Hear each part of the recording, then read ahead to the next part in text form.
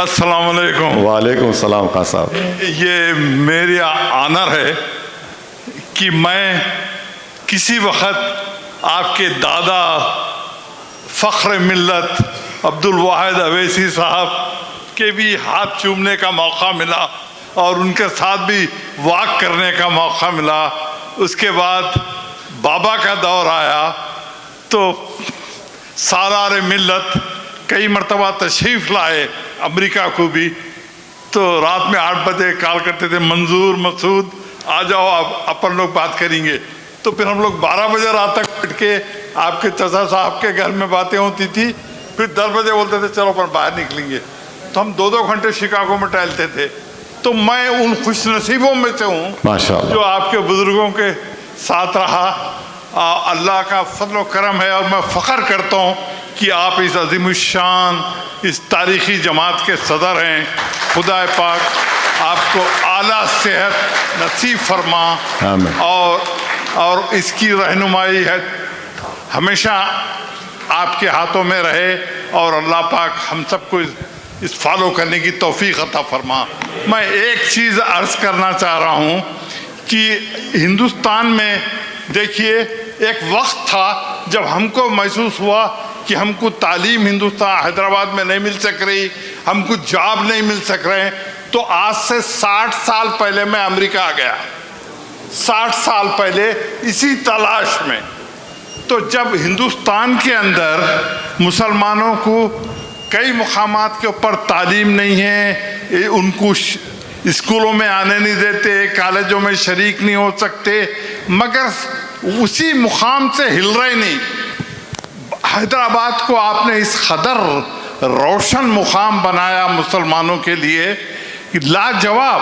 अगर सिर्फ आप हैदराबाद को दुनिया के पूरे शहरों से मुसलमान सल्तनतों से कंपेयर करें तो आप उससे बेहतर तरीके से हैदराबाद में दवाखाने कायम किए, कॉलेजेस कायम किए और उसको रहनुमाई दिए।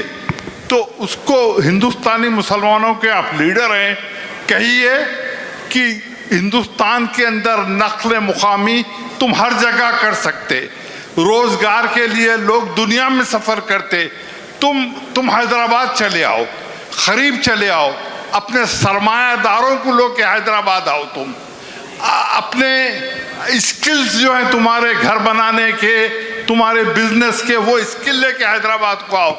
अगर हम अपनी पॉपुलेशन को अगर नहीं बढ़ाए और ऐसी स्कैटर्डली गाँव में रहे तो हमारा वोट बैंक कभी भी नहीं बढ़ेगा। तो प्लीज़ मेरी एक गुजारिश है आपसे कि हिंदुस्तान में पूरी आज़ादी है हमको नक्ल हरकत की, तो वो मुसलमान जो काबिल हैं, काम करने वाले हैं, सरमायादार हैं, वो लोग अपनी अक्सरियत के मुकामात पे आएँ, नंबर को बढ़ाएं। अगर आज हैदराबाद में इतने एमएलए पार्लियामेंट के मेंबर बन रहे हैं, हमारी तादाद है, इस तादाद को आप दुगनी तिगनी चौथी कर दीजिए। बोलिए कि यूपी में तुम पड़े हुए हैं, एक मेंबर को तुम इलेक्ट नहीं कर सकते। अफसोस की बात है 220 मिलियन का यूपी, उसमें मुसलमान का कोई मुकाम नहीं है। तो आपसे मेरी ये गुजारिश और दरख्वास्त है कि मुसलमानों को बोलिए कि अगर हमारे पास सरकार दो आलम ने हिजरत फरमाए मक्के से मदीना में, तो क्यों मुसलमान यूपी से हैदराबाद की तरफ नहीं आते? क्यों तकलीफ सदियों से बैठे हुए वही तकलीफ उठा रहे? आप बोलिए कि तुम हैदराबाद के करीब आओ, मेरे को आसानी होगी तुमसे मिलने में। खान साहब, मैं उनको आसान तरीक़ा दे दिया ना, मैं उनके करीब जा रहा हूँ। मैं उनसे मैं ये कह रहा हूँ कि आप यहाँ मत आओ, मैं आपके करीब आ जाता हूँ और आप लोग जो अपनी जवानी में मेहनत किए वो करो, ताकि नेक्स्ट 30 इयर्स में 40 इयर्स में आपको ये सब चीज़ें जो हम लोग आज इस्टेब्लिश किए, जिसको हम ये जो मेडिकल कॉलेज है, इंजीनियरिंग कॉलेज है, MBA, MCA, school of pharmacy, school of nursing, physiotherapy, school of architecture, ये सब आप लोगों के इत्तेहाद और कुर्बानियों का नतीजा है। ये ऐसा तो नहीं बने ना, ये तो इसमें अगर उन इमारतों के एक ईंट को अल्लाह ज़बान देगा तो बोलेंगे कि भाई इसमें खून शामिल है, कुर्बानियाँ शामिल है, आंसू शामिल है, एक पॉलिटिकल थॉट उसमें गया, एक विजन था। मैं वही तो बात बोल रहा हूँ। मैं ये कह रहा हूँ कि भाई ये अचीवेबल चीज़ है। आप अपने एमएलएस को मुंतखब करिए। इलेक्शन सिर्फ जीतने के लिए नहीं लड़ना है, इलेक्शन इसीलिए लड़ना है कि पॉलिटिकल वॉइस हो और हमारा डेवलपमेंट में शेयर हो, और फिर उस पॉलिटिकल पावर के ज़रिए हम आवाम के लिए कुछ कर सकें। हम नहीं कर पा रहे क्योंकि पॉलिटिकल पावर ही हासिल नहीं करना चाहते। पॉलिटिकल पावर, अच्छा बिहार में 5 जीत के गए हमारे, आप 4 को खरीद लिए। अच्छा आप हंसेंगे कि क्या पैसे लेके खरीदे वो लोग, मालूम है आपको? 1-1 करोड़, माने 1-1 करोड़ में बिक गए लोग। अरे बोला दीवाने तेरे, एक मेरे को कोई उनके साथी मिले, बोले नहीं हमारी शर्मिंदगी है, ऐसा है, मजबूरी थी। बोला भाई मजबूरी थी क्या थी मेरे को नहीं मालूम ना, तुम 1 करोड़ में बिकते भाई, कम से कम अगर जलील हो रहे तो कम से कम बढ़ के रकम में जलील होना था भाई। एक तुम्हारी एक उंगली की कीमत में बोला 1 करोड़ हो सकती, तुम तो सब चीज बेच दिए। तो लोग आ रहे जरूर, यूपी के लोग आ रहे, बिहार के लोग हैदराबाद को आ रहे, काम कर रहे, अल्हम्दुलिल्लाह रह रहे वहाँ पर, मगर ये आसान काम नहीं है कि सब चीज़ छोड़ छुड़ा के आ जाना। इट इज़ बहुत इम्पॉसिबल है वो। और हम तो यही बोल रहे हैं कि वहाँ पे रहो, आप रह के अपनी एक पॉलिटिकल आइडेंटिटी को इस्टेब्लिश करो आप, और आप में ताकत है। अब देखिए उत्तर प्रदेश में बल्दिया का इलेक्शन हुआ, मीरठ में मंजलिस को 1,60,000 वोट मिले, मेयर के कैंडिडेट सेकंड आया, 11 कॉरपोरेटर जीते। संभल में चेयरमैन डायरेक्ट इलेक्शन हुआ, सिटिंग एमएलए की वाइफ लड़ी, उन्होंने 4 नवंबर पे चले गए। चेंज आ रहा, जो मगर जो नौजवान जो है ना, जो 20 और 28 साल के हैं वो लोग बदल गए, मगर जो मेरी उम्र के लोग हैं वो अभी भी वही पुराना बेगम अख्तर को सुनना चाह रहे। तो मैं क्या करूं, मैं कुछ नहीं कर सकता उसको, यू नो, उनके दिमाग में वही है, नहीं नहीं the glory days will come back. Glory days will not come back. Glory days को कम बैक करना है तो आपको लड़ना पड़ेगा।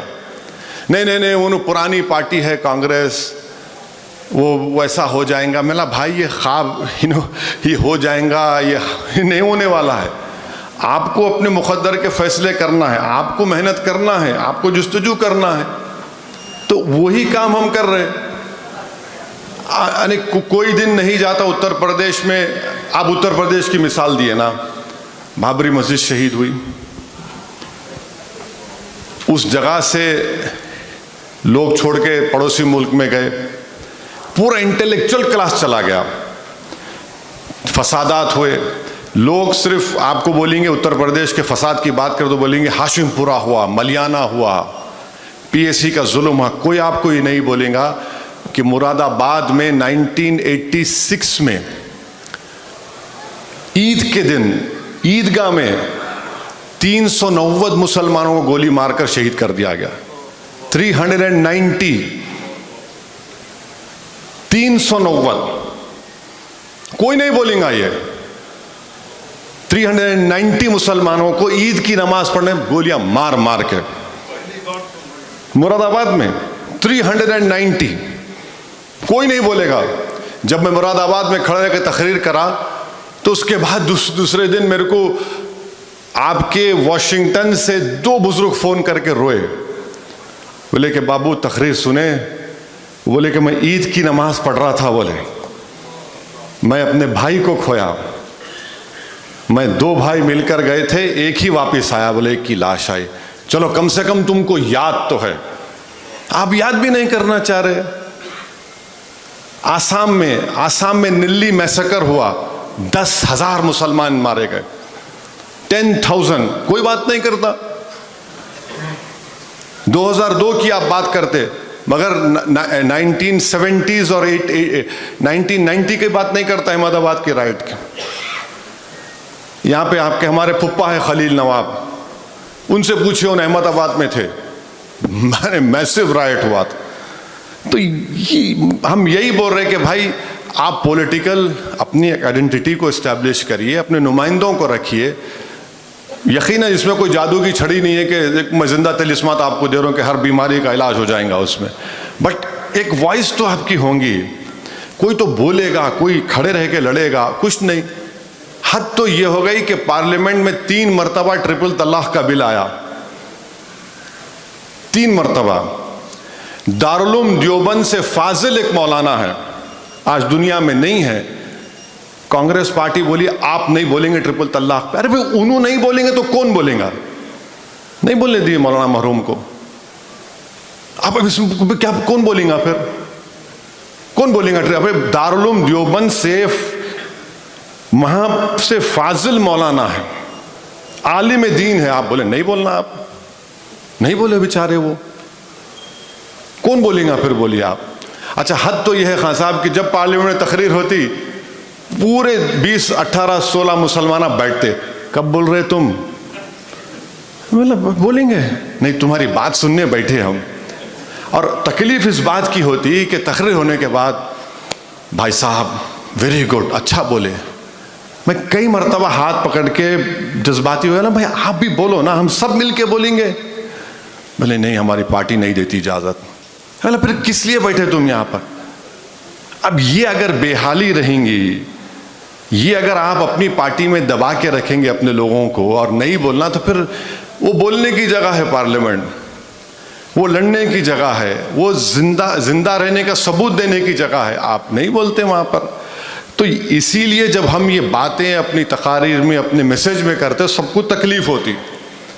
नहीं, अगर एक बार मजलिस जीतेंगी यहाँ से तो इन्हों हमारी दुकान को बंद कर देंगे। मैं बोला यकीनन बंद करूँगा तुम्हारी दुकान को, क्योंकि तुम्हारी दुकान जब बंद होंगी हमारे घर आबाद होंगे, हमारे मस्जिदें आबाद होंगी, हमारी शरीयत बचेंगी। तुम नहीं चाहते कि हम उस मुकाम पर आ जाए। यही है, हम ये बात को महसूस नहीं करते कि हिंदू समाज में ब्राह्मण है, ठाकुर है, ओबीसी का सेक्शन है, उनके जितना परसेंटेज उनका पॉपुलेशन है उतनी उनकी लीडरशिप है। हमारी लीडरशिप नहीं है। मजहबी क़यादत तो है, कोई देवबंदी है, कोई बरेलवी है, कोई सलफ़ी है, कोई जमात इस्लामी का है, सब है। अब पॉलिटिकल लीडरशिप नहीं है। अगर ये तमाम लोग ये समझ रहे कि भाई हमारी ये लीडरशिप हमारी ये काफ़ी है, तो नहीं है काफ़ी है। आपको एक पॉलिटिकल वॉइस को पैदा करना पड़ेगा। जो मेहनत आप लोग करके आए थे, जो बीज आप लोग बोझ जमीन में डाल के आए थे, आज सामने दीवाना खड़ा हुआ है आपके। वही तो चीज समझने की जरूरत है हमारे को। आज देखिए, आज नहीं होगा मगर 10 साल के बाद तो होगा ना। 10 साल के बाद तो होगा, कभी तो होगा। मगर अगर यही ऐसा ही रहेगा तो फिर खुदा ना खास्ता एक्सट्रीमिज्म की तरफ लोग ना चले जाए, रेडिकलाइजेशन ना हो जाए, जो हमारे लिए खतरा है, डेंजरस है इस मुल्क के लिए। मगर वो बात ये भी नहीं समझते।